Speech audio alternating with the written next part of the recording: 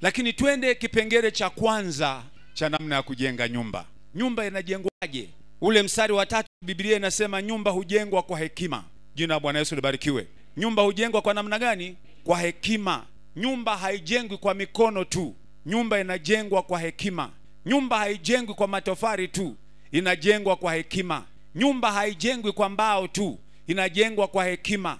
Nyumba haijengwi kwa simenti tu, inajengwa kwa hekima. Unaweza ukawa na vifaa vyote vya kujengea nyumba, kama usipokuwa na busara, na kama usipokuwa na akili, na kama usipokuwa na hekima, vile vitu vyako vyote vitaharibika, kwa sababu umekosa hekima ya namna ya kujenga nyumba yako mwenyewe. Hapo nazungumza jengo la kawaida, lakini tukija katika ulimwengu wa maisha ya mwanadamu, tunazungumza ndoa. Ndoa ni nyumba. Bwana Yesu asifiwe sana. Tunazungumza ndoa. Ndoa ni nyumba.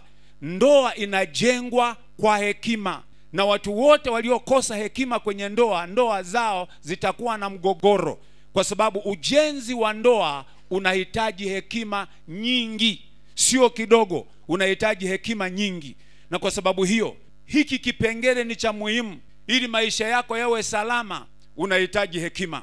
Kijana ukitaka kuoa, kuolewa, unahitaji hekima. Na mimi nataka niwaambie wanaume na wanawake ambao hamjaoa au hamjaolewa, mna nafasi ya kuchagua. Usichague alimradi mwanamke au alimradi mwanaume. Chagua mtu mwenye hekima, maana huyo atakusaidia kujenga ndoa yako.